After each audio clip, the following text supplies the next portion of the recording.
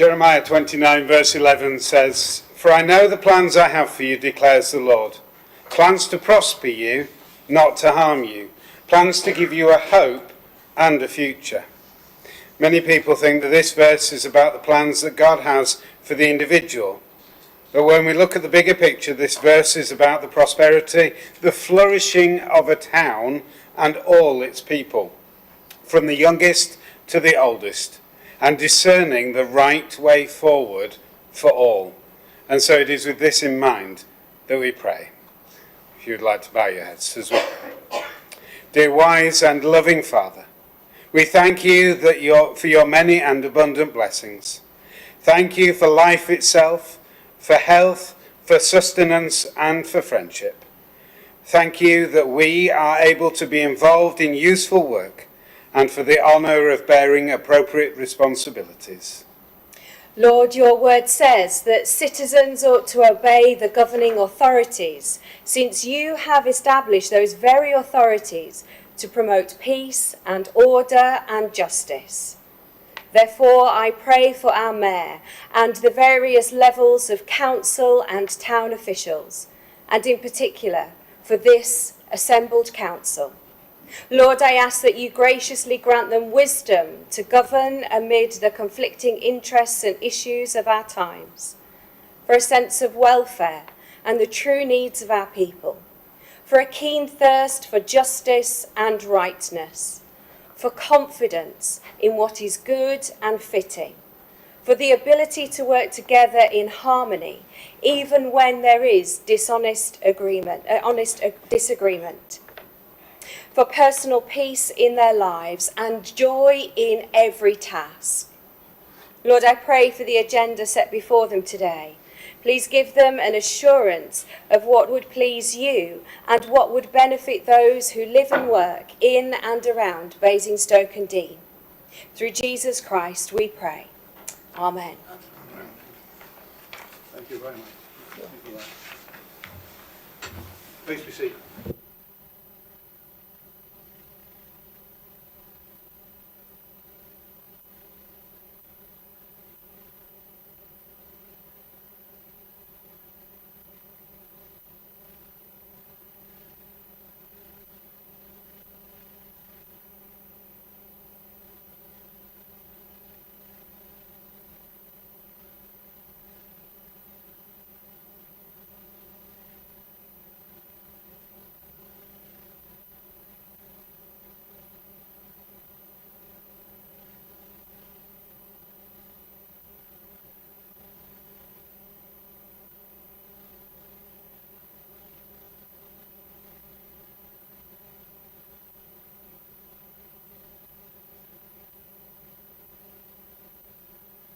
Are we all ready? Let's start with item 1 on the agenda. Apologies for absence. Councillor Harvey. Thank you, Mr. Mayor. Councillor Ingram. Bound, an apology. Just to clarify, Mr. Mayor, Councillor Oborne is in the queue. He's in the traffic queue. I think Councillor Tustain is, because she's. So I don't know if she's really. She's messaged me, so I hope she is. Anyway. Item 2, declarations of interest. I have a little couple of things to read here for you. Hold on, can I just read my bit first? Members, please note that as regards item 3 on the agenda, local government reorganisation, the monitoring officer has considered the position in respect of the disclosable pecuniary interest in relation to council allowances for all elected members, and particularly those who are also county councillors. Having carefully considered the nature of the interest and the matter for discussion this evening, the monitoring officer thinks it would be appropriate in all circumstances to issue a dispensation to allow those members also elected to the county council to contribute and vote on the item. All other elected members of this council do not have a DPI in respect of their Basingstoke-Dean council allowance, and as such do not need a dispensation. Are there any other declarations of interest?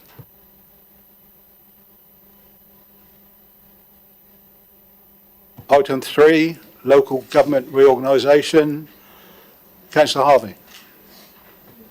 Thank you, Mr. Mayor. In writing to speak on the paper in front of us, we have a recommendation on page 5 of our documents that I'll refer to a little later after making some comments. Thank you, Mr. Mayor. As colleagues will remember, this process began in December last year when the government announced its white paper on the devolution of creation of regional mayors. The process for local government reorganisation was announced at the same time. The government has made its position abundantly clear. The two-tier system of councils in the UK needed replacing with new unitary authorities. Hampshire County Council in January applied to postpone their elections this year, and the government agreed. Alongside that application, they approved Hampshire on the fast track for devolution. That meant that our timetable for change was based around the mayor being created and elected in May 2026, and new councils being created and elected in 2027 as shadow authorities, and then coming into being in 2028. We should also remember the Hampshire County Council applied for exceptional financial support and asked the government to allow them to increase council tax by 15% this year. The government refused that request, and the County Council decided that it would not put the matter to a referendum. That still leaves them at risk of serious financial issues this year. In January, we began a process of working with the other 15 councils in Hampshire and the Isle of Wight. We agreed some principles in March, the last debate we had at full council here, and that then led to an appraisal, an analysis, creating options, and we looked at so many different options, different kinds of unitary council, and we tested those options. We narrowed down those options based on data and evidence. 44 different metrics aligned to the government's criteria and the locally agreed guiding principles.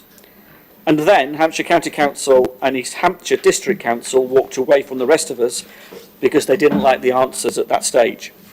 They have since pursued their own proposal. What disappointed us was that the day after they announced that they were walking away, they had a press statement prepared and PwC had already written a report. Meanwhile, the remaining 12 councils, the 9 districts, the 3 unitaries of Portsmouth, Southampton and the island have all been working together to produce a near 600-page analysis and proposal that you see before you tonight. On one level, this is a process to meet the government's criteria, and that is a vital guiding direction for the document being written and designed specifically as it is. At the end of the day, it is a process designed by the government. But running more fundamental to that, alongside that, is our vision of the future. We need to be masters of our own destiny. The government have made it clear that this is happening, and we could refuse to take part and allow the government and others, such as the County Council, to make their decisions for us. Our residents deserve better than that. So we've led from the front, ensuring that their interests are at the heart of the best solution. We've not just worked with our fellow 12 councils, we've taken the lead where necessary and supported the group to get to this stage. We have each shaped the document reflecting our unique characters, our different communities' needs. Now, last week, the Isle of Wight at its full council took a view that they did not have a view on any proposal. They didn't support LGR itself. There was confusion in the council vote, and their absolute desire, as expressed, was to remain an independent island. What they misunderstood was that taking no view didn't mean the process wouldn't continue without them or have consequence for them.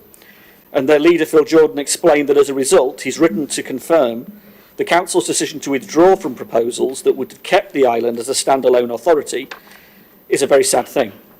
The very thing they all wanted, the island, to remain as an island, is the very proposal you see before you this evening. And the good news is that they are reconsidering their position now that they better understand the consequences of their previous vote. But we must move forward. We must take this process forward in order that they are not left behind and that they get what they want too, which is the independent island. We believe that it is in Basingstoke and Dean's best interests to be a part of the process, to have worked alongside 12 councils constructively and to propose option 1 that brings Basingstoke and Dean, Hart and Rushmore together, to have worked cross-group in this council, and thank you for your participation, your engagement and your involvement in getting us to this stage. We have had meetings of all councillors, we have had scrutiny meeting, we have engaged very successfully in hearing the voices that have been expressed across this chamber in coming up with a document that still meets the government's criteria, and that remains a critical point. We may not have wanted this to begin with, but seizing the opportunity, being honest about the challenges, and shaping our own future is vital. While the government will ultimately decide, and it will be a government minister that will sit next year and will make the decision on which of the proposals being put before them they support, or a proposal that they shape out of the proposals that are in front of them, it is critical that we have our say and that we do everything we can to help them make sure they choose our option. For us, we believe that North Hampshire is the right option. It is close enough to residents to maintain our local connection, while being large enough to sustain all of the services under one roof. Imagine what we could do for children's services or social care with a North Hampshire approach that builds on our solid reputation for partnership working and collaboration. Think of what it will mean to children with SEND or to older residents as we build a social care service intricately linked to health, a health-led service. Think about putting the child at the centre of their service, based on the United Nations rights of the child. Consider the infrastructure debate we could have, a debate we've been itching to have for years, where highways and planning and housing and community services are all under one roof. Think of how we just might be able to hold some of those utilities to account for their failures in our community by being the unitary authority that brings it all under one roof. Our economy in North Hampshire generates £19 billion in GVA a year.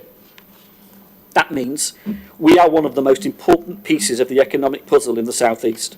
It's our productivity, inward investment profile in the last couple of years that really stands out, because from Farnborough to Basingstoke, both rural and urban, we look up the M3, not down the M3, and our success stands alone from Hampshire. Our friends in the Solent are critical to the overall equation, and councils based on the key economic centres here in North Hampshire, Winchester, Southampton and Portsmouth really defines our understanding of place, our respect for connection and our approach to transformation. Now, the government may not yet have published proposals for the future of social care, so the new councils will have to bear those ever-increasing costs, and local government alone cannot carry on bearing the national social care crisis. We can do much through better working, joint working, transformation, but we can't solve the social care crisis from existing monies available to us. So we need to go into this with our eyes wide open to the challenges, but also the opportunities. More of the same from the County Council does nothing to improve the lives of our residents. Their services are subject to cuts, to services being lost in the maelstrom of the county's dire financial position. We have no youth service to speak of.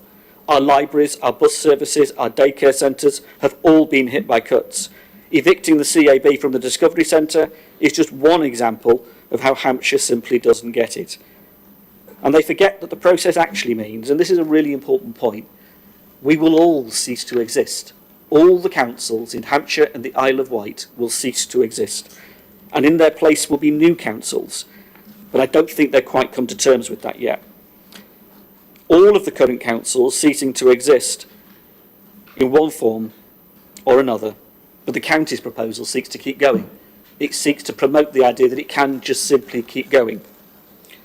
Silly letters don't help us, but with all the work we have to do, once the decision has been made, and we will need to win the argument, let's be absolutely clear, we will need to win the argument with government for our option, and I'm under no illusions about what that's going to take to win.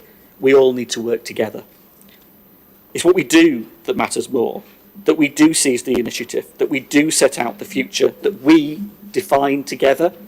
And I'm looking forward to working with all of those officers in the county who will contribute alongside our own officers and those of Hart and Rushmore to a new council. Now, the 12 councils, each of differing political complexions, have come together to work towards this common goal. And I have to say that unity of purpose is powerful. And if I say anything to government, it is think of this. There is a unity of purpose in the 12 councils coming together across Hampshire and the Isle of Wight of all differing political complexions working for that common goal. These new councils are our way of charting a future for our area, for our residents, and they are at the heart of this. We are here because of them. What we do in the future is because of them, and their confidence in us must be rewarded by bringing forward a new council that works for them. So I know it's one of your, I appreciate this because we've said this in the meetings, I know it's a view you hold, that it's how we embrace the change. We acknowledge and manage the risk, which is real, but we build towards that future based on the excellent local government family we have in all 3 district councils. And it's important to say it's about all 3 district councils coming together. This is not a takeover of one over the others. This is a coming together of all 3, openly, honestly, talking about the challenges and the implications, but also unlocking the talent that's in those councils. It's about being honest about the challenges and the implications so that residents understand those risks and that they can be overcome. Now that is linked to our excellent partnerships in health, education and the business and voluntary sector. And I have to say that the business community, our parish and town councils, our voluntary sector, our schools and colleges, our health partners and critically so many residents are already on board supporting the North Hampshire option and option 1. The overwhelming view is that it is the right option for this council and for our borough and for North Hampshire. And our partners in the parish and town councils and our residents backed in the survey we conducted 10-1 over the county council's proposal. That is a real statement that we need to hear spoken loudly and clearly. I'd like to thank all the Labour, Liberal Democrat and Conservative members of Parliament, and thank you for Kit Malthouse coordinating the Conservatives on letters that have been sent to government endorsing option 1 and endorsing options in the proposal sent before tomorrow, is the deadline tomorrow. I'd like to thank clearly the Chamber of Commerce, Destination Basingstoke, the CAB, the BVA, all of those organisations that have engaged with us over this period because they've engaged openly, honestly, wanting a conversation about the future. And today, we now have Fareham, Test Valley, Winchester, Southampton and Havant all passing the proposal so far. I think the Portsmouth Cabinet meeting might have finished, but I'm sure they will also endorse the proposal. So I'm really pleased to say that all of the 12 councils working together continue to be, and 11 of us, I hope, will endorse the positions that the proposal will go to government tomorrow. And then we start the work again, because we've got to win that consultation. And then when the government decide, we have a huge amount of heavy lifting to do together to make this a reality for our residents. But I hope this evening we'll pass the recommendation. And on the recommendation, in bullet point 2, I'd like to make a small amendment. To delegate authority to the Chief Executive in liaison with the Leader of the Council and Group Leaders to make any final amendments to the full proposal in advance of the submission to Government. Other councils have been making small, minor amendments. Not significant, but everybody's had a part to play in this. So we will try to draw it all together in the morning, but Group Leaders will be aware of what has gone on through opening that particular recommendation up. Thank you, Mr. Mayor.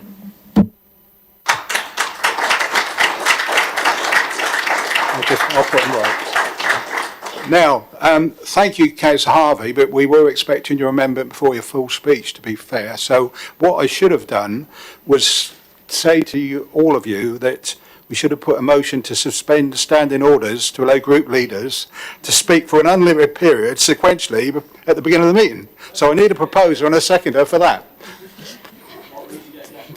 Right, have we got a seconder? Councillor McCormick, we all that with that? So that means, Councillor Mon, does everybody agree with that, by the way? So what that means, Councillor Minus Bound, is you've got unlimited time.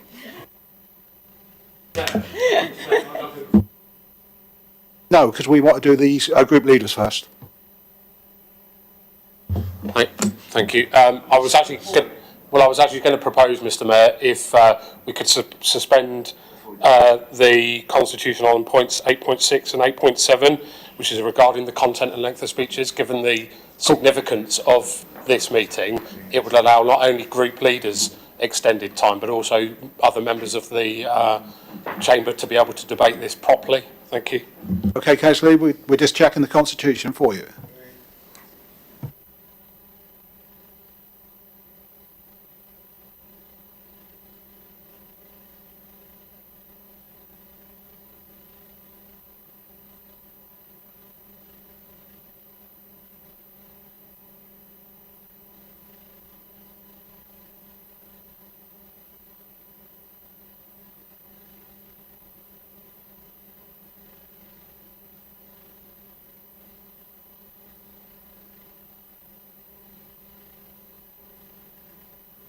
Councillor Lee, I'm in agreement. I'm totally in agreement because it's a very important issue on the agenda. It's only one agenda, but I'm totally in agreement. So there needs to be a second. We need a seconder for that, Councillor Monisbone, and I believe the Constitution says you're allowed to speak more than once as well. So that's what I'm going to allow. Is it agreed? Is that agreed as well? Right. Okay. Councillor Monisbone, once again, you've got unlimited time. I'm not sure you can have two lots of unlimited time, can you, Mr. Mayor?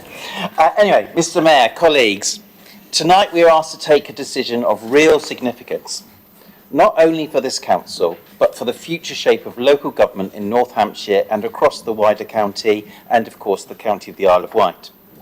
The proposal before us is clear: to support 4 mainland unitary authorities, including one for North Hampshire, made up of Basingstoke-Dean, Hart and Rushmore, with a population of just over 400,000 people. Let me start by setting out the benefits of this model. A North Hampshire unitary would be a scale that works, large enough to be financially sustainable, small enough to keep a real connection with residents and communities. It would bring together areas that already share many economic, social and transport links, not least through the M3 corridor and the interdependent labour markets between our towns. It would allow us to align housing growth with infrastructure delivery, something that I think we would all appreciate. It has often held us back, and the overlapping tiers have not been helpful. It would put us in a strong position to bid for investment, shape skills and innovation policy, and deliver better health and well-being outcomes by working closely with the NHS and other local partners. Most importantly, it would give residents a single accountable council. They can turn to it with no more confusion about who does what, no buck passing between the tiers, and something that just makes sense when our residents say it's the council. And crucially, it would mean North Hampshire has the economic size and importance to be a significant partner to the new mayor and their plans to grow our local economy. The biggest opportunity in Hampshire and the Isle of Wight for that growth is here in North Hampshire. We would be able to play a central role in driving forward skills, education, and even more great jobs for our residents while supporting the investment and growth of our local businesses. This is not just about structures, it is about outcomes, something which is often missed in many of our documents. The new North Hampshire Council must be fighting for improved waste and recycling services, better infrastructure investment, and in things that matter to our families and our communities, from doctors and dentists to schools and to transport. And yes, finally delivering the new hospital that has been promised and pushed back by several governments. But I also want to be honest. There are things that must be considered carefully. We must ensure that services are not just combined, but improved, that waste, planning, housing, community services all benefit from new ways of working. We must build new governance arrangements that keep the local voice strong through our area boards, parish and town councils, and real devolution downwards.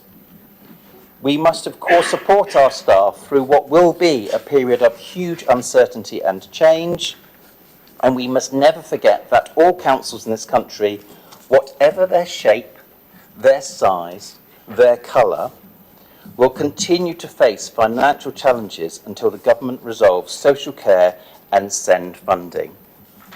But that national problem is not a reason to capitulate to the County Council's proposal for 3 enormous unitaries. I want to take a moment to thank colleagues across this chamber for cross-party working here at Basingstoke-Dean. In my view, that has been unique. When I speak to councillors in other parts of the country, they tell me about fighting like cat and dog over reorganisation, information, anything they're fighting. We, by contrast, have managed to put residents first, to look at the evidence and to work together. This is something that we should all be proud of, both members and officers. And I want to place on record my thanks to fellow group leaders for the communication, collaboration and commitment they have shown in working together to achieve the best proposal for the benefit of our residents. That spirit of cooperation is exactly what local democracy should be about. I also want to thank both councillor and officer colleagues for the enormous amount of work. It's gone into both briefings, formal, informal, building relationships, creating documents, creating this proposal, but also their recent explanations for a surprise document in the way of a letter from the County Council. I completely understand why every comment included in that letter has been dismissed. And I am grateful for the clarity and reassurance provided by everybody who I have asked for information to explain what is covered in that letter. I also want to highlight why we have been able to do this. Local democracy, it is our shared commitment to represent people of this borough that has brought us together, no matter of our party or non-party allegiance. The fact that local democracy is not an abstract idea. It is what's meant that all parties have been willing to listen, to engage, to compromise and to understand. It is what has allowed us to build on the initial analysis that was carried out in 2022 by KPMG and to shape it with the lived experience of us as councillors but also as officers. Because we know our communities best. That combination, rigorous analysis, local democratic accountability, is what gives this proposal credibility and strength. Now we must look to government. My hope is that the Minister will make a decision swiftly. No one in this room would claim that timescales imposed by central government have been anything but unhelpful. We need as much time as possible with clear direction to ensure the preparatory work is thorough, robust, and ultimately successful in creating new councils that are fit for the future. Finally, also, colleagues, some more honesty. I have heard some voices across the county speak in the terms of survival, of which councils will remain and which will not. What we are voting for tonight is the end of Basingstoke and Deane Borough Council. It is as simple as that. This will be the final chapter. I'm tempted to say the final countdown, but my singing's not good. But what we are also doing is fighting for the birth of a new council for North Hampshire. One that takes the best from Hampshire, from Basingstoke and Deane, from Hart and from Rushmore.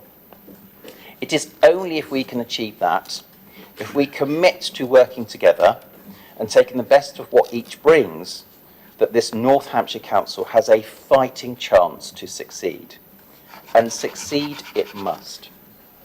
For our residents, for our businesses, and for the future of our communities. A council that doesn't just exist, but one that acts as a true one-stop shop for residents.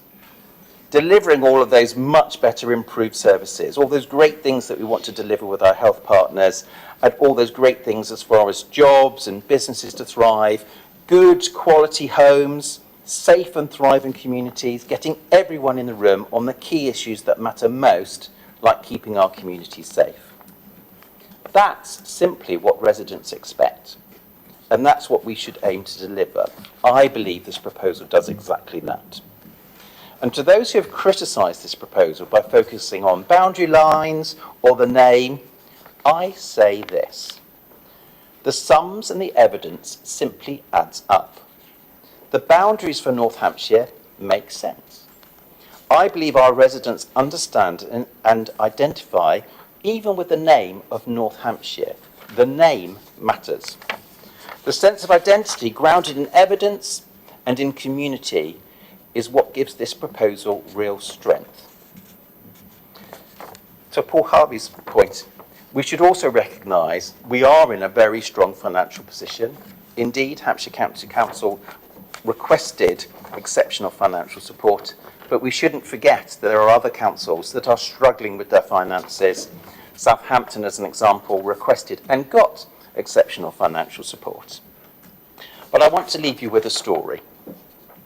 The last time I was in this building, myself and Councillor Ganesh left, perhaps by mistake, we still had our badges on, and I was reflecting on some of the things because we knew this debate was coming along. We were approached by a young person in the car park, in floods of tears, on her electric scooter. She thought, rightly or wrongly, she said, "Are you two social workers?" No, although it just feels like that sometimes. She had come from a unitary authority not that far away, looking for her boyfriend. They had both been experiencing care from those local authorities, and she just needed help. She was in what I would call a state. She came here because she thought the council would be able to help.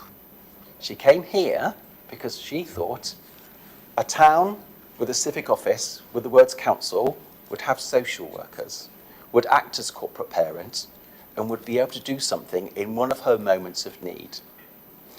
We did all the right things, and we spoke to the manager of the care home, her home where it was caring for her, and everything was resolved to a point.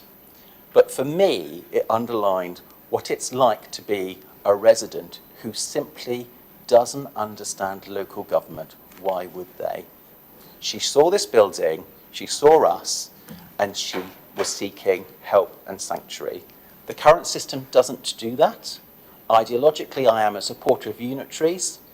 It may cause us some difficulty with everything that's happened before in the past in Hampshire and the Isle of Wight, but Mr. Mayor, it is my experience with that young woman that means I absolutely, in addition to all of the maths and all the boundaries and all the names, that I will absolutely be supporting this proposal. Thank you.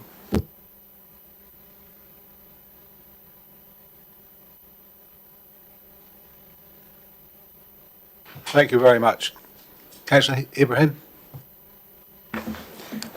Thank you, Mr. Mayor. Mr. Mayor, today marks a milestone in the history of this council. For years, we have managed our services with dedication, but within a structure that doesn't seem to be fit for purpose. Today's challenges are different than before. So we face climate emergency, pressing needs for affordable housing, struggling social and health care, and financial pressures, all of which required a new approach. This reorganization proposal offers the best possible option to establish a stronger, efficient, and more responsive unitary council. Actually, this proposal brings the decision makers closer to us. Yeah, it gives us the structure that would be able to sustain key services like social care, as well as health care and many other services. It's easier for residents to engage with unitary council and to hold it to account. We all struggle, even including us councillors around this chamber, to hold Hampshire County Council to account and to try even to engage with them to address needs that we have locally, let alone residents. When the Labour government introduced the devolution programme and reorganisation, I was actually excited. I saw the opportunity to enhance our local democracy, improve efficiency, and improve the quality of services provided to our residents. I've had the chance as a group leader to see the process coming through, working with my colleagues across the chambers, having locally but also nationally, having had the chance to be briefed by the Minister of Local Government. And it's been a very challenging process. It never straightforward, but I think it's a very rewarding one. And it was a very important process that we engage with and take actions going forward. I also kind of gained more confidence as we went on the process when I myself and others provided feedback to the administration, and they, along with the officers, they actually took that on board. That's including the kind of encouraged the idea of continuing working collaboratively with other councils, which we see today, with bringing all district councils together to agree on one proposal. This is not easy by chance. but also the feedback around making sure to engage all the councillors here by providing a regular briefing throughout the process. And we've seen that over the last few months. And that was essential and crucial, but I really want to thank the Office of Administration for listening and responding to this feedback. To this end, I really urge you all to support this proposal. It might, for some of you, it might not be the perfect ideal, but looking through all the options, looking through all the data, this is the best option we have in hand. So I really urge you all to support this proposal today. Thank you.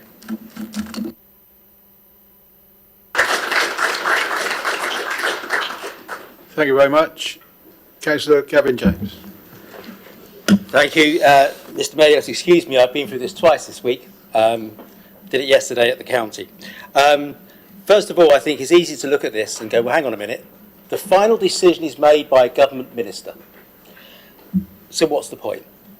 The point is, it's really important we send a very strong message. We've had feedback from our residents, absolutely wholeheartedly behind the North Hampshire option, made up of ourselves, Hart and Rushmore. We've heard from our MPs, absolutely behind Hart, Rushmore and Basingstoke and Dean coming together. Constraints of the government options to create out there.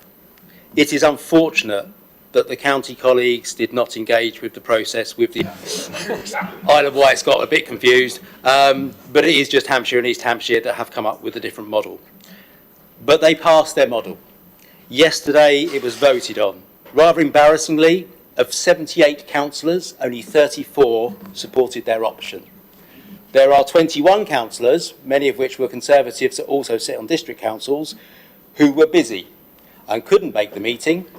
I think Councillor Nick Adams-King said it was something to do with Lib Dem conference, where there may have been some Conservatives at Lib Dem conference, but knowing most of the county councillors, it probably wasn't them. Congratulations to Councillor Manleni, who abstained. It was very brave, because you don't generally vote against the Conservatives and sit in the chamber and do it and get out alive. So well done. I hope the bruises aren't hurting too much. But it did pass. With 34 votes, that was enough to carry it over. So that option will go forward. And that option is frankly frightening. That option would be the three we've mentioned, the Hart, the Rushmore, Basingstoke and Dean. It would also include Winchester. It would also include East Hampshire. Now, I was going to do a test on East Hampshire tonight and ask you about East Hampshire, your knowledge, because you'll be making planning decisions if county get their way. Has anyone been to Rowlands Castle? Excellent. You're on the planning committee. Rowlands Castle is a few miles from the coast. If you want to get to Rowlands Castle, you'd have to drive down to Southampton on the M3, get onto the M27 driving towards Portsmouth, and then you'd have to drive up through Havant into Rowlands Castle. If you look at a train, I don't know how you'd do it. But it is miles away. It is not local. The county proposals are not reform of local government. It is the end of local government. So today we can send a strong message in the way we vote and give a very clear message and have slightly more than 44% of our councillors voting for these proposals. But it's something else we need to do as well.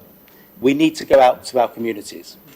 Because unfortunately, particularly within Basingstoke and Dean, Councillors Thacker, Councillor Vaughan, Councillor Reid, Councillor Henderson and Councillor Still, along with Councillor Tustain, voted for the county option. They voted to create a unitary authority of over 700,000 people. And their argument is normally that we can do local because we can have area committees. But if you really think about that, if you were to have 7 area committees, at this point the Chief Executive will worry because he was really thinking 4.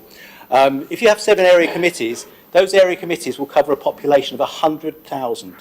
So you won't have a Farnborough area committee, which makes absolute sense, or an Aldershot area committee. There will still be a Rushmore area committee, possibly with Yateley. Hart would struggle to get one. Basingstoke and Dean would just become one area committee.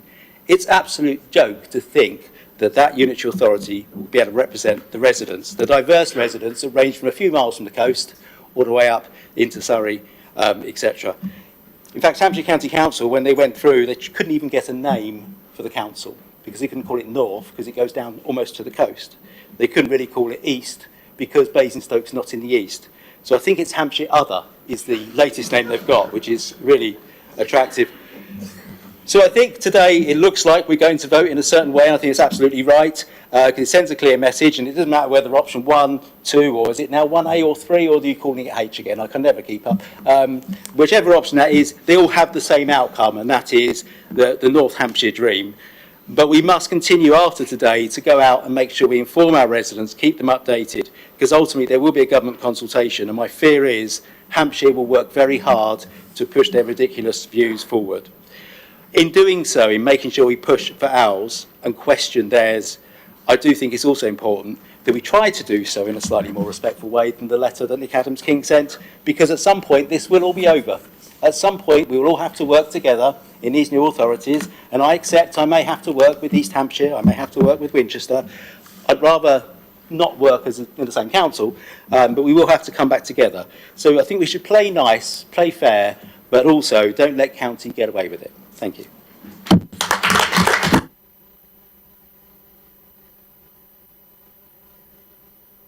Thanks, members. Would someone please move the report? Councillor Harvey. Is there a seconder? Do you want to speak now or reserve your right? Okay. I'll sum up at the end, Mr. Mayor. Okay, we'll open up for debate. Does anybody wish to speak? I think we've got Councillor Lee first. Thank you, Mr. Mayor. Before I start, I'd like to also pay thanks to all of those who have dedicated time and effort to pull together this work and present credible options, especially given such a strained time frame. Now, tonight we are debating one of the biggest changes to local government in a generation, and I want to be clear from the outset that I am supporting an option that works for residents of the borough that I have grown up in. What I'm about to say, I don't say lightly. I say it as a councillor for Basingstoke and as a father of a disabled daughter who has seen firsthand how our current system fails families. Let's be honest, most residents don't know the difference between county and borough or district. They just see the council and expect help. And they are right to. But under the current two-tier system, too often people get passed around. Highways, that's county. Housing, that's us. Education, go back to county. And unless you're a councillor yourself and you've learned the maze, you don't know where to turn to. And even when you do know where to turn, like I do for my family, that doesn't mean you get the right answers or the support you need.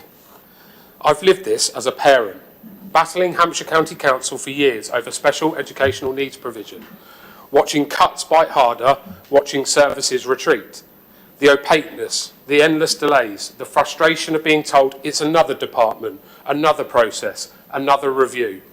Families like mine are left exhausted and children are left behind. That is why option 1 matters.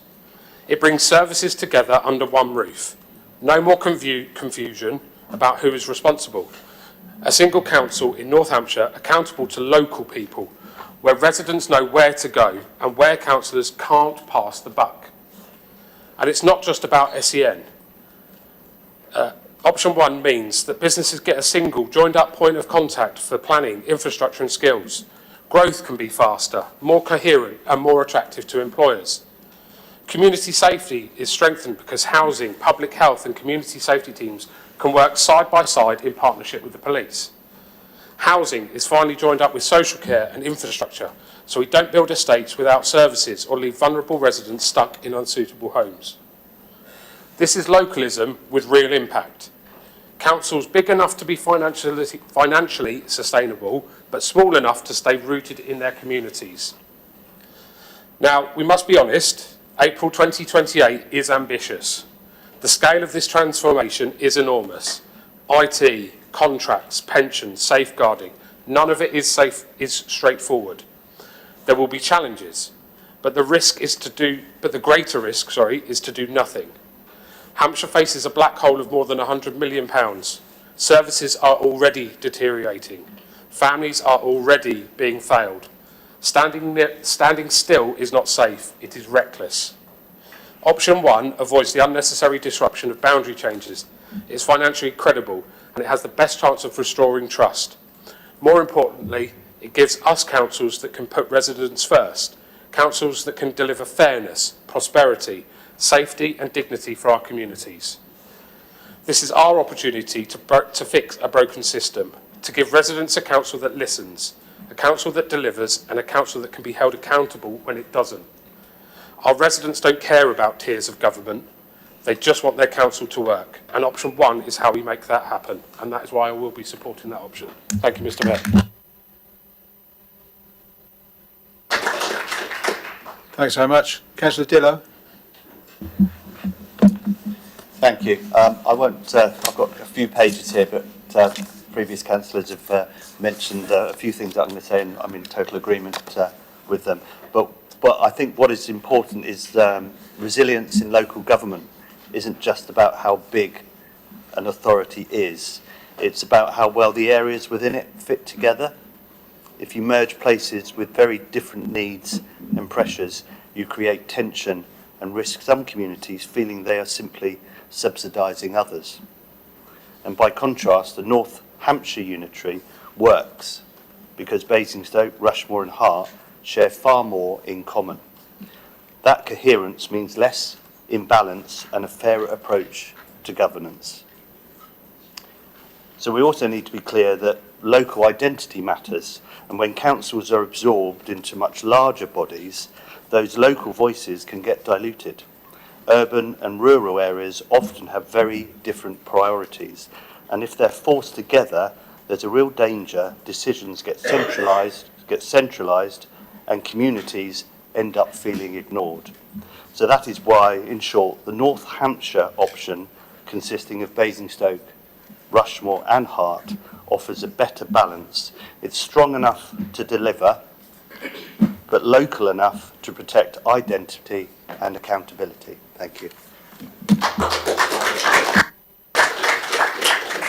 Thanks very much. Councillor McCormick.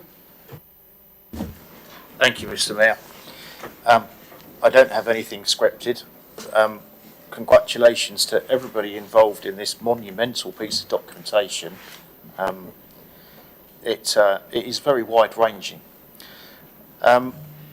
Just to start off with Councillor James, Rowlands Castle does actually have a railway station on the Portsmouth line. It's incumbent on all of us to use rail more as we get pressures with the climate emergency and public transport. Anyway, I digress. In terms of reorganisation timescales, this is part of an ongoing trend that's probably chase it back about 50 years when we had Scottish counties abolished and regions imposed, and then now we've got a devolved Scottish government. We've had metropolitan counties abolished and unitaries created, and then we've got metro mayors. We've had counties abolished, we've had unitaries created. This is part of an ongoing trend. But I think what's absolutely key to this is the locality and the accountability. We all know from our residents' experiences what they've told us, that they do not want a remote authority. They don't want a large authority with 800,000 people or 1.4 million people. That's not a local authority. If you're having to drive 60 miles from one side of a local authority to another, it's not really local. It's a day trip to get from one side to the other. We've got massive potential, as evidenced in this report, which I've actually read, at least in part. £19.7 billion gross value added for the North Hampshire Council area. It is 25% the total for the whole of Hampshire and the Isle of Wight. We are the economic powerhouse. And I think many of us will have suspected, it's here in black and white on page 54, with 46k per capita. We are the engine that's been driving Hampshire. Our council tax money, our economic output, has been used by Winchester. 70% of it's gone to Winchester. That will give us a massive amount of clout and freedom with this new model to serve our residents and put right the things that we need to put right. And there's a lot of putting right that we need to do. Roads, buses, cycles, pedestrian facilities, big issues, massive issues.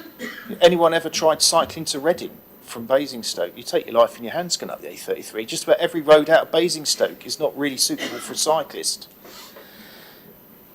I'm really pleased to see that with the mayoral provision we will have more accountability with local rail, because we do need to do something to improve the service that we get to Waterloo and Reading as well. 25% of all our commuters go to Reading, not London. I was a little bit surprised in this report that the emphasis was on Surrey and not so much the Thames Valley, because that's a really crucial trading partner with us. One thing I would like to say is I would also be looking for a much more cooperative approach. You won't find that surprising, being as I'm a co-op councillor. Looking at retaining existing partnerships and larger agencies where they make sense, things like governor training, where it's really hard to put together a comprehensive list of courses that people can attend, specialist education services, music, sport, all these things. We should be working better across the border in the Thames Valley with some of these things as well. I'm really excited by the prospect of devolved health. I really think it's about time we looked at adult social care as a health thing and not a county council thing, as evidenced by Newman Court. I am so pleased we won that victory with Newman Court, and it's going to stay open until they get a new provider for it. And I'll pay tribute to all those councillors, county councillors and MPs and other people who've worked, Unison, staff, people who've worked to bring that about. Because that's the sort of thing we need at local level, things like daycare provision. We don't want people being forced to drive miles to get local services.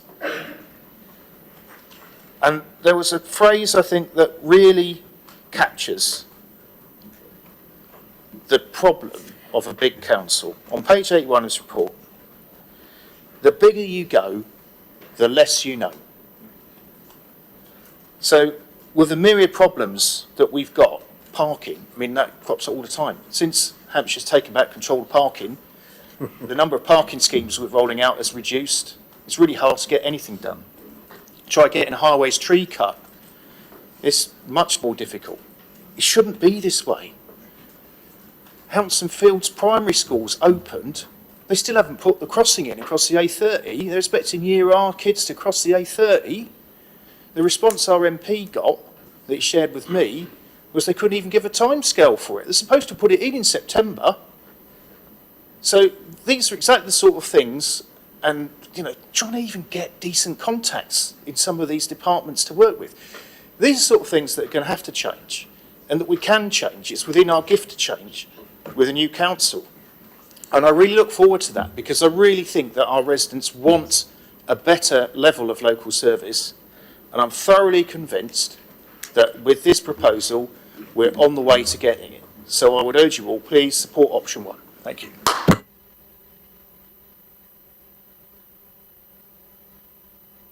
Thanks very much. Councillor Bowe? Thank you very much, Mr. Mayor. So this has been a massive undertaking. I'm going to make sure I get it on camera. My doorstop. As everybody says, involving so many people, taking a massive amount of time and energy. It's a document to be proud of, and I'm sure everyone in this chamber thanks everybody for the work they've done. Being a person of a certain age, and having been around the public sector reorganisation block just a couple of times, reading this paper does feel a bit like déjà vu, and I'm sure it does to many other people here. However, when I read Appendix 8, setting out the overarching reflections of the engagement report, I had an unexpected feeling of sadness. I quote some of the summary. Respondents tend to support an option which they feel is the best of a bad bunch. Most feel that the proposed unitary authorities are too big, impacting local decision-making and service delivery. Many doubt that LGR will help to save money or deliver services more efficiently. Almost all assume that they will lose out in some way as a result of reorganisation. The summary also says responses to this engagement suggest that there are deep concerns about urbanisation, overdevelopment and immigration which underlie these considerations. These combine with a perception of overstretched and underfunded public services and infrastructure, from social care to roads, education and GP surgeries. Doesn't that resonate with us all? At this point, I moved from grumpy old woman reading another reorganisation report to EOR. However we dress it up, local government reorganisation is not in Basingstoke and Deane Borough Council's residents' best interests, and they know it. Neither is it something they feel they have voted for, yet we are compelled to do it. Local council taxes will increase and residents will receive less for them. Yes, we will have more autonomy over a wider number of services than we currently do, which is welcome.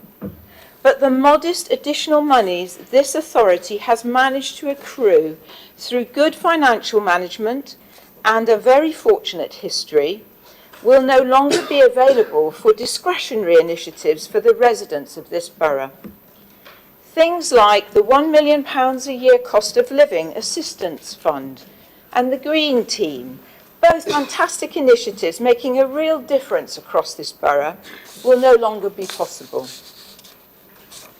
The alternative to this proposal is our council being swallowed up by a huge unitary whose focus would be to the south. We all agree that's not in our interests. So while I support the recommendations to the council this evening, I do so with reluctance, as most of our residents do, as something we have little choice about, but it is the best we can do. So I now drop the EOR and become a bit more Tiggerish.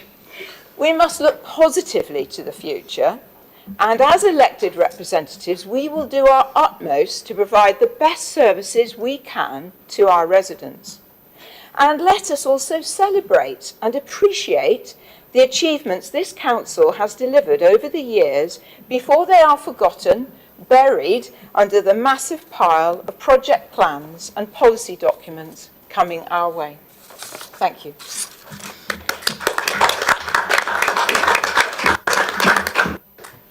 Councillor Ganesh. Thank you, Mr. Mayor. As a ward councillor representing both the beautiful villages of the north of Basingstoke and the vibrant communities around Basingstoke and North Hampshire Hospital, I know just how diverse and unique our borough really is.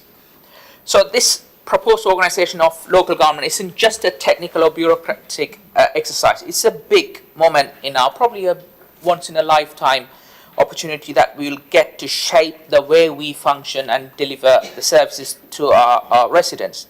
And while there may be benefits, we have to be clear-eyed about the challenges too, especially when it comes to protecting the identity and character of our local communities. Let me be absolutely clear. Preserving the distinct identity of North Hampshire must be central to this process. So, in a way, I'm just trying to explain that why should we support this proposal rather than what has been coming from the County Council. The first, safeguarding our local identity and rural character must be a top priority. In our villages, people feel deep connection to their place, their community, their green spaces, their local amenities. These aren't abstract concepts. They are part of their daily life. In 2022, the Council rightly passed a motion to protect the character of our villages, especially those near the urban edge to the town. So I supported that then, and I stand by it now. That commitment must continue to be the core pillar of any structure going forward. We cannot allow our rural communities to be swallowed up or overlooked as part of a larger, more centralized model. We must stick to the principle that decisions affecting our communities should be made as close to the community as possible. The second, whatever the model that we move to going forward must be efficient but accountable by everyone in this chamber. Yes, we want a streamlined services, but not at the cost of the local democracy.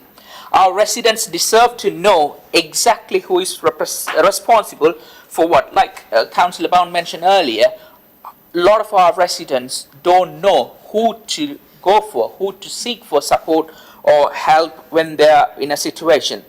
And they should feel they can engage without any barriers. We can't end up with a system where decision making feels distant and unapproachable. That's not what a good local government looks like. We need to empower our town, parish councils and support neighbourhood forums to make sure voices on the ground are still being heard. Whatever the size of any new authority, we might be debating and supporting something, but we might end up with something else from the decisions made in central government. So whatever the size or any new authority we end up with, we must build in real safeguards to make sure every ward is still, or division is still has a strong and visible voice going forward. Third, any changes must stay aligned to our current council plan. So we have set a plan as a borough. So we've committed ourselves to creating thriving communities, delivering inclusive growth and building a sustainable future. That must not get lost in the process of reorganization. Reorganization should help us to deliver those goals more effectively. It should not be a setback to us as a borough.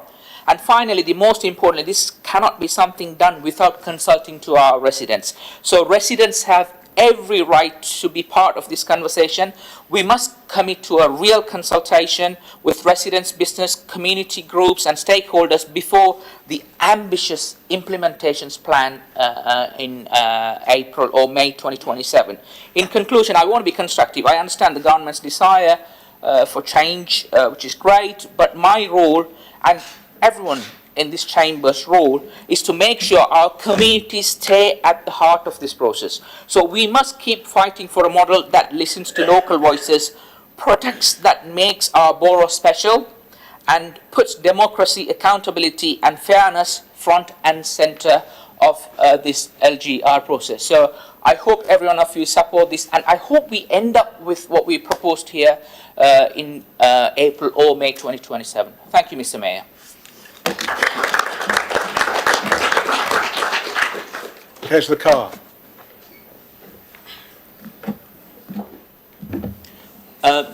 Thank you, Mr. Mayor. And this is obviously an enormously consequential moment. It's a moment of real significance because we are not just making decisions about structures, we are making decisions about the future of our communities. You know, where should decisions be made? Where should decisions about the services that we all enjoy and profit from and need, where should those decisions be taken? And if I reflect on the last sort of 4 years that I've represented the rural villages of Evingar, my reflection would be that the two-tier model of local government is a barrier to service delivery. It is an unnecessary confusion and friction in the system. And that friction is not theoretical, it has real adverse policy outcomes. You know, I reflect on some of the developments that are being pushed forwards south of Newbury in sort of Highclere and East Woody in my ward, and so many of the issues that arise there arise because there is just this enormous division and artificial separation between decisions about where houses go and then the decisions about where some of the services around them go, so where the schools should be located, and where children should go to school, and how is waste collected.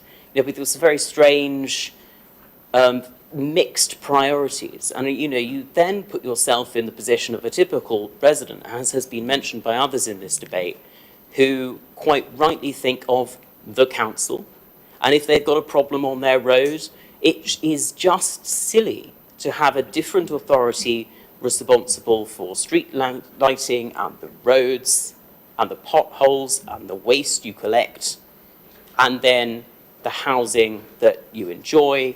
It just is irrational. And I don't think if you were starting from a blank piece of paper, you would have designed the two-tier model. So when you step back, it is the right thing to reorganize local government. And there are real opportunities to deliver services differently, to align priorities between those upper tier services and those lower tier services, and make sure that those align, that there's a single guiding mind, and to bring that forwards. I think that is a real opportunity. I would reflect, having grown up on the Solent coast and now living in North Hampshire, that they are very different places. They're both beautiful and wonderful places, but they are different. They have different communities, they have different economic geographies. And that's why it is incredibly important that the local government reorganisation that's brought forwards matches people's sense of place, where they feel they belong, as well as the fundamental economics. You know, the Solent is a different economy. You know, you have that maritime connection, whereas we in North Hampshire, has been mentioned by others, are looking north to London, to the Thames Valley, Blackwater Valley, and so on. So I am supportive, deeply supportive of the North Hampshire proposal, because it matches how people feel, how people live, how people work. And that's why I'm very anxious about the County Council's proposal, because fundamentally what it's seeking to do is create councils that replicate some of the issues we have at the moment. You know, the County Council primarily is responsible for economic development, and yet it is always having to look Janus face, north and south. And that problem, that confusion, is something that the county's model wants to replicate by bringing together, you know, Tess Valley with Andover, and then all the way down as far as the New Forest and Southampton. And then similarly, as has been mentioned in this chamber, bringing together the most southern parts of Winchester with East Woody, Highclere, St Marybourne, Rushmore, those North Hampshire places. So I'm deeply concerned that the county's proposal would replicate some of the issues, those strategic mismatches between economy and political decisions that we have already. And I think it's incredibly important that we avoid that at all costs. What is important to say about local government reorganisation, however, is that it's not going to be a panacea. You know, this is going to make things better, give us an opportunity to do things differently, and to solve some of the problems we face, make some of those things easier. But some structural issues about local government finance, local government services, and the mismatch between those two, the expectations that government put on us and what we are able to actually deliver, those aren't going to go away. And it's also important to say that while I agree with the principle of local government reorganisation, which it's odd for me to agree with the Labour policy, I'm deeply uncomfortable with that, but it's important to recognise that, you know, we're not being paid to do this. You know, the communities of Hampshire are going to have to pay for all of the service transformation involved in this local government reorganisation, and that's why deep in this paper there are some important conversations about payback periods. So we should not be under any illusion that this is going to be free.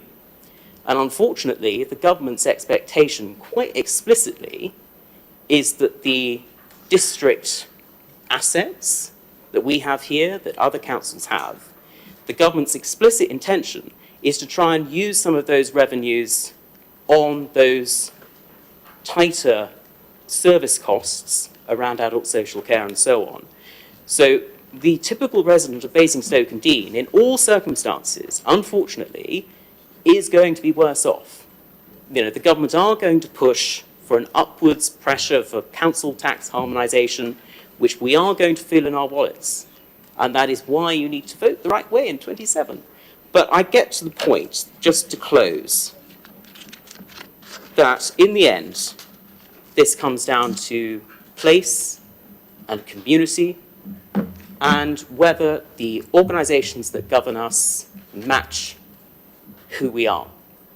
And my feeling very strongly is that option 1 and the 4 unitary model is the right way because it matches who we are, and that the county's proposal, if you step away from the politics and the dull administrative piece, it just simply doesn't match who we are. And that means it won't be sustainable. It will not last in the long term because people won't feel any association with it. And you see that particularly in how some of the villages in the Test Valley are responding to the idea that they've been merged into Southampton, and how folk in Southampton are feeling about merging into the Test Valley. It isn't a sustainable solution, so it must be avoided.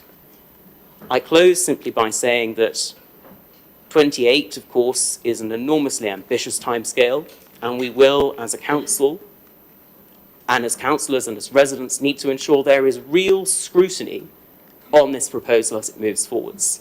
You know, this is something we've got to keep our eye on, because there are some vital services that are going to be transformed, that vulnerable residents and residents are going to feel in their day-to-day lives. We can't just let this go on. We have to scrutinise it very carefully. But in the end, it is the right thing to do. We've got to get it right, but it is the right thing to do. And in the end, I simply close by saying that I hope the government listens. I hope the government respects the very clear, 10-to-1 view that we see in this paper and backs North Hampshire.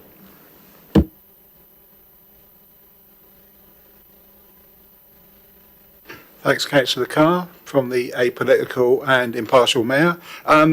Councillor Cubitt. Yes, good evening, members. Thank you, Mr. Mayor. Just wanted to say that I'm incredibly impressed by all of the speakers tonight. You've all been extremely eloquent. You've all been very gracious. We're all where we are, and it's not where we want to be necessarily. But I think it's been a very impressive debate from all sides, so well done.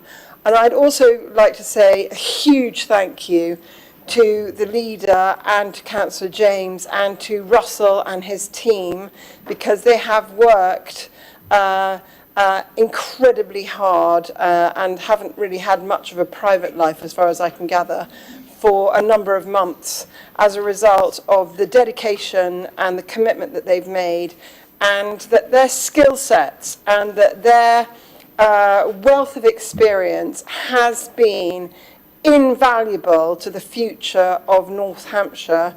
And as previous speakers have said, all three of our councils will cease to exist, and that is sad. But the wealth of experience and the knowledge of unitaries has meant that the collaborative work that's been done by the team has been simply outstanding, and I thank you all for that. Thank you.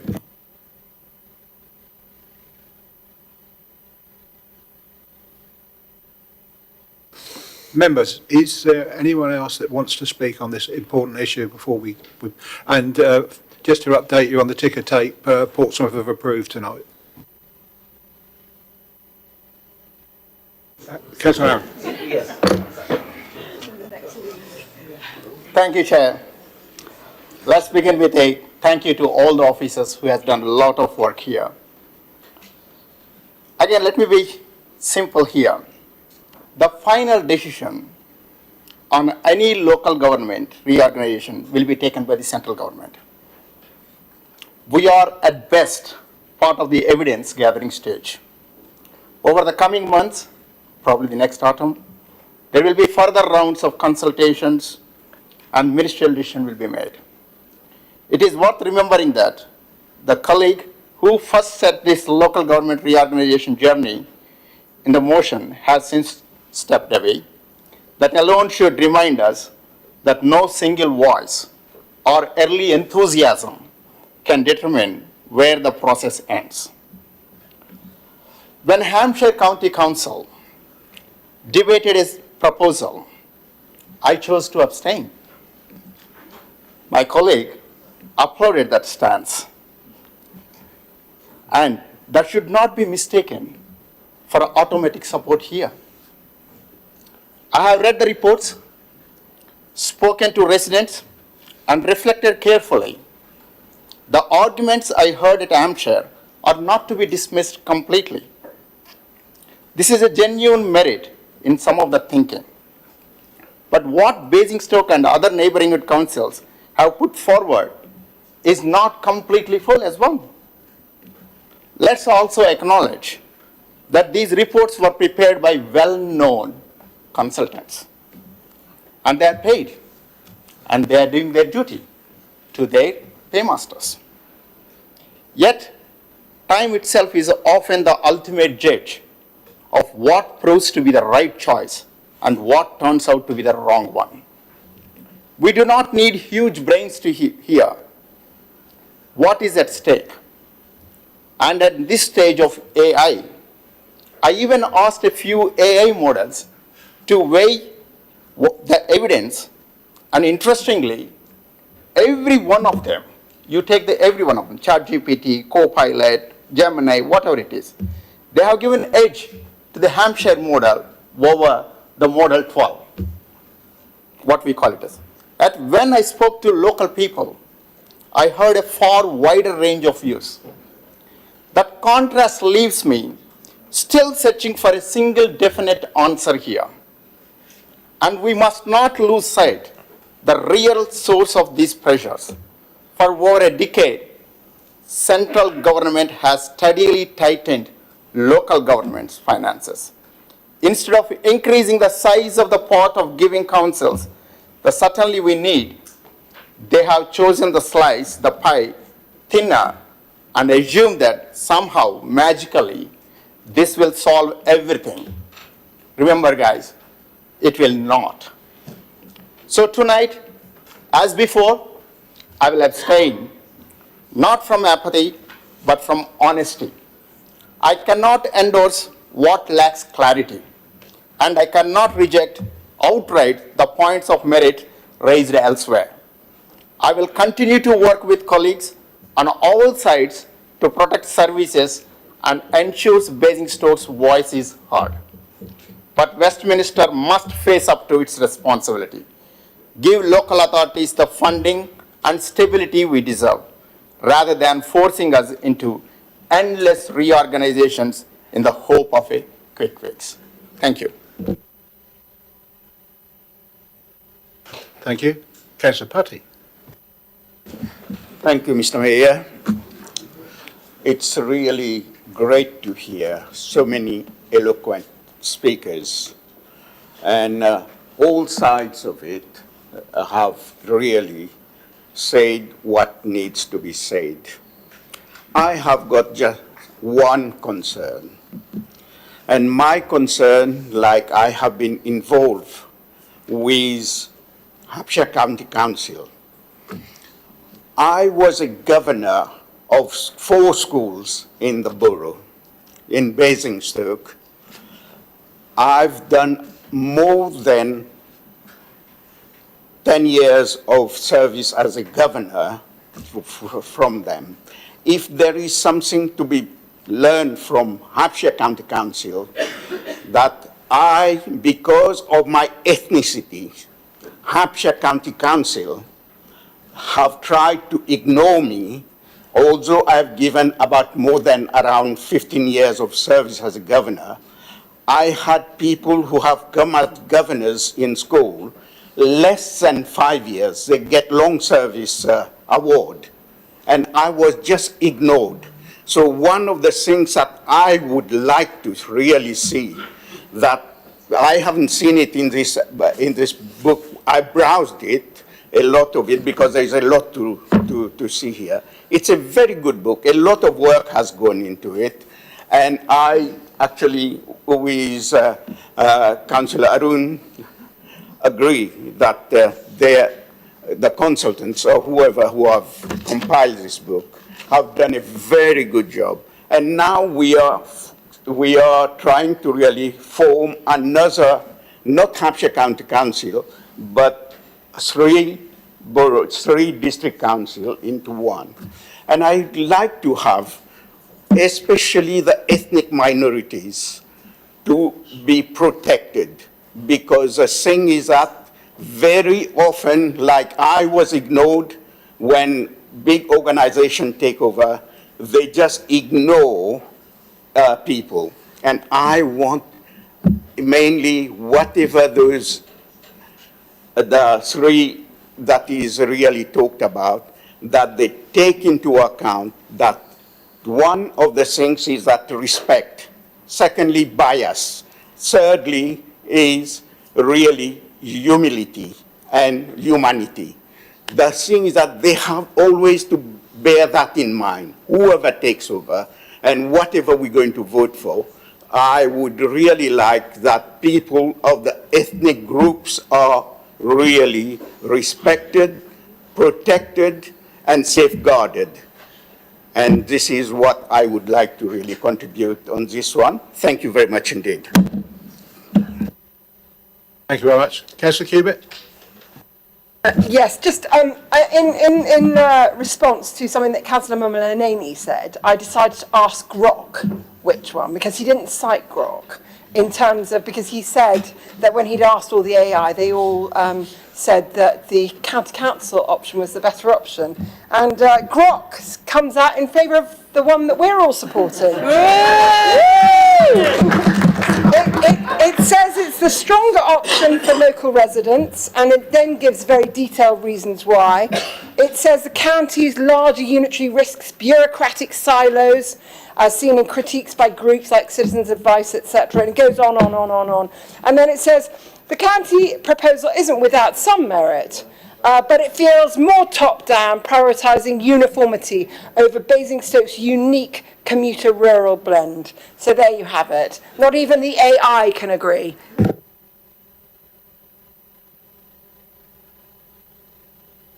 Councillor Tony Jones. Thank you, Mr. Mayor. I wasn't going to speak, but I just thought I'd try and remind a few people. It was said earlier, Hampshire County Council hasn't worked for Basingstoke and Dean or anywhere in the north. When you actually look at the transport, buses and things like that, they've got some really good schemes down there, but they didn't bring it up to us, and we've been arguing for years, this bus has been cut, that bus has been cut. Now, whether by going with this option we can afford to change things, but if we don't, it won't change at all. So I should be supporting it. Thank you.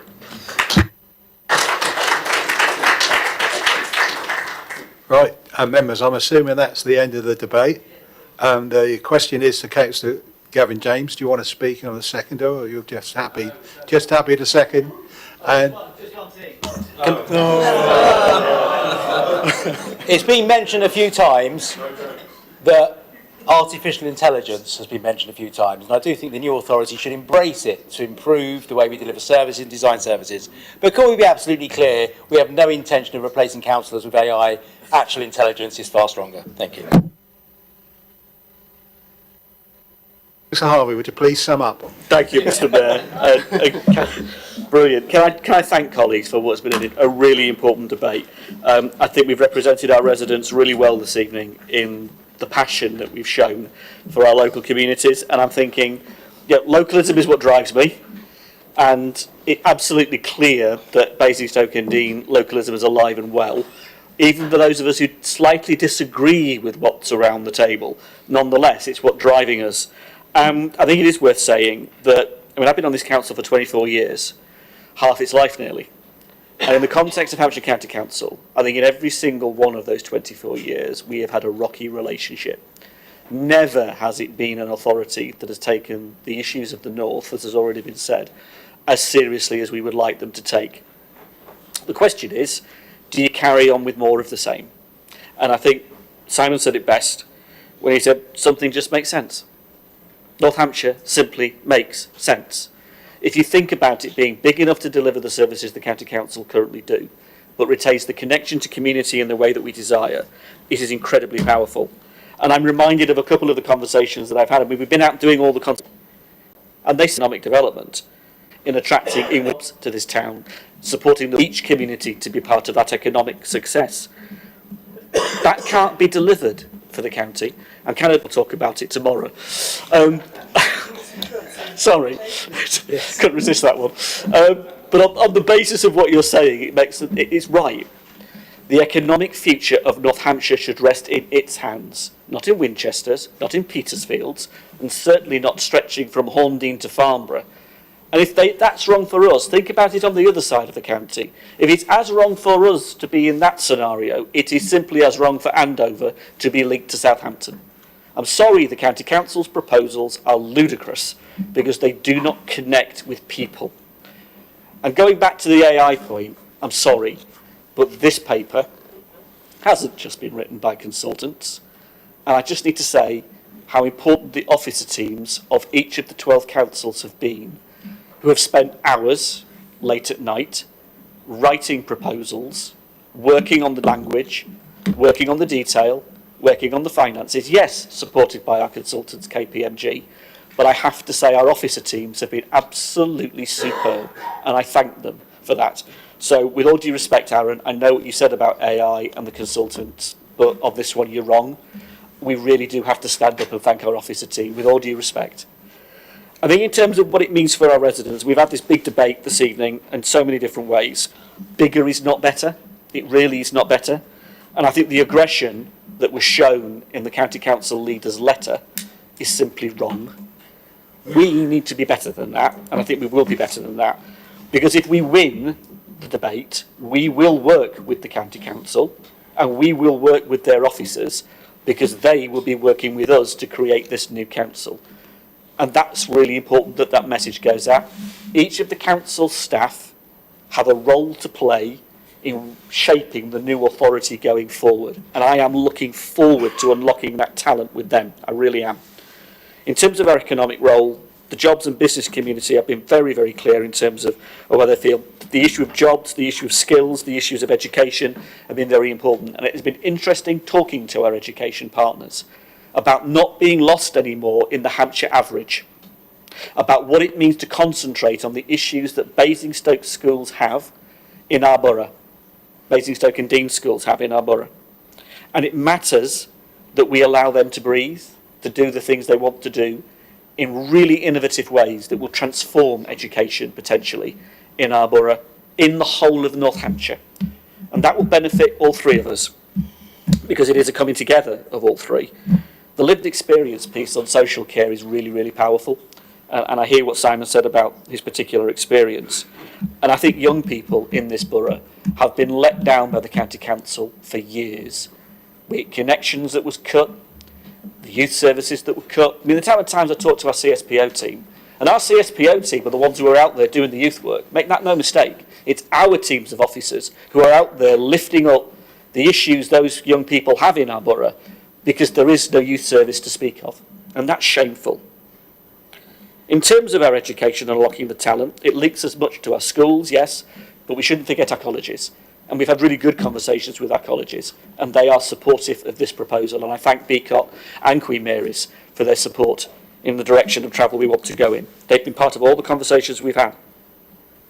I think making the case is also about respecting people, respecting how their lives will be made different by what we can do. And I don't think the County Council's option is going to do it, because it is just more of the same on a bigger geography. Their council that they propose for us would be bigger in geography than Greater London. It would have the same population as metropolitan Leeds, or for that matter Liverpool. It's not that far off. It would be one of the largest councils in the country, even after the process of local government reorganisation. Our council ain't going to be small at 400,000. It isn't going to be a small authority.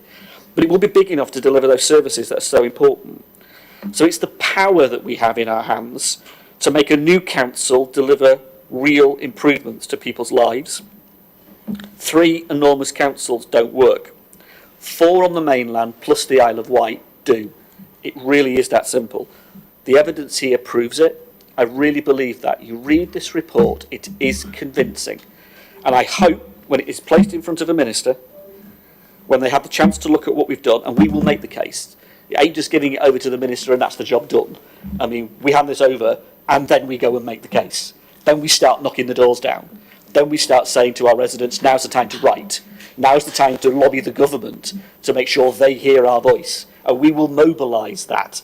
We will mobilise the voice of Basingstoke and Dean, Hart and Rushmore so they hear us. But I also have a challenge back to the County Council, because it was 10-1. There was the overwhelming view of our borough with our colleagues in Hart and Rushmore for this option. And I ask them to listen to that voice, hear that voice, and think about the conduct of how we all go forward from here.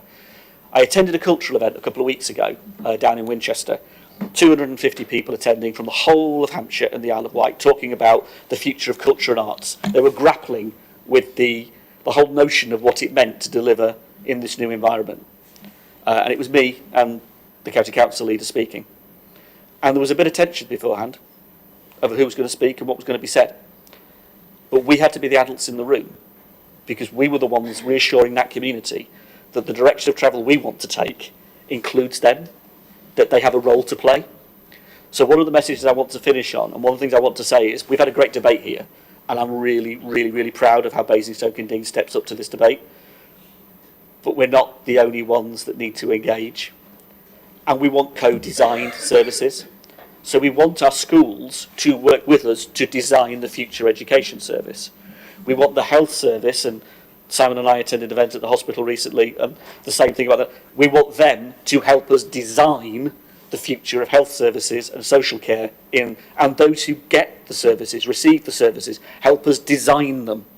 We talked about public health already with my colleagues who have got experience in public health. The idea that we co-design. It isn't just us as councillors or as officers, it's bringing all that expertise into a room to design something afresh and new that will make a difference to people's lives.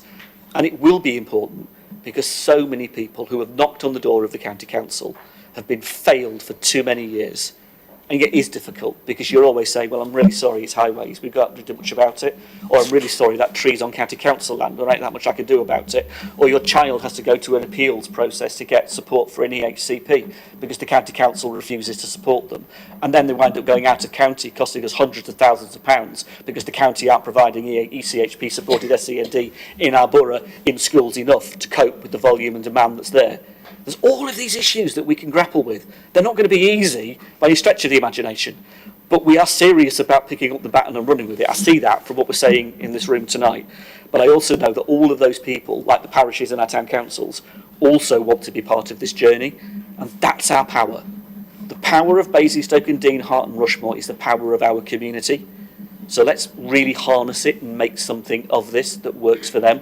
Let's not look back here in 50 years and wish we'd done something different. Basingstoke and Dean is 50 years old.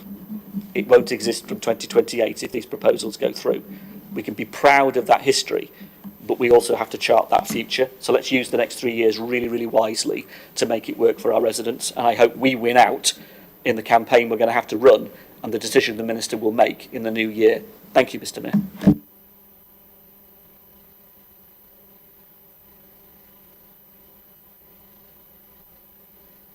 Thanks everybody for your contributions. We'll now take a vote.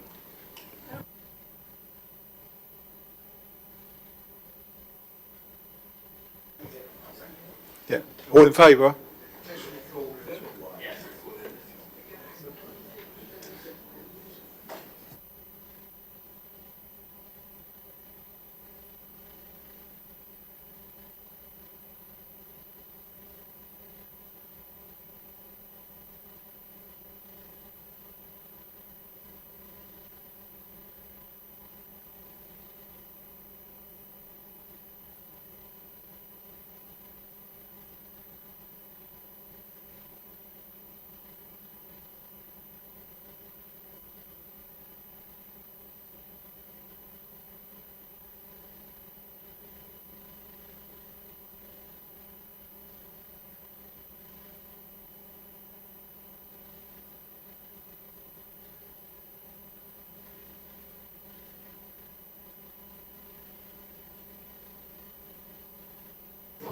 Looks like that motion's carried, members. Thank you very much.